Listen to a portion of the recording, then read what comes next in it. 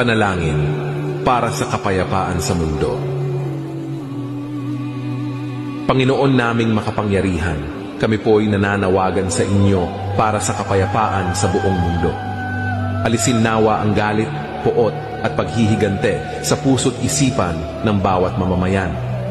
Palitan ito ng pagmamahal, pakikiisa at pagsasama-sama ng lahat.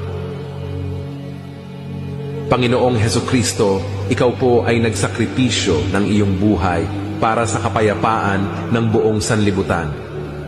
Patnubayan mo po kami sa landas ng katarungan, pagkakapatiran at pagkakaisa ng lahat ng tao saan man sa mundo. Mahal na Espiritu Santo, patnubayan mo ang aming mga puso at isip upang mapuspos ng iyong biyaya. Palayain mo po kami sa anumang galit, inggit, selos at pagnanais ng paghihiganti. Palakasin ang aming pananampalataya at pag-asa para sa tunay na kapayapaan. Amang sumasalangit, patnubayan mo po ang mga pinuno at namumuno sa bawat nasyon.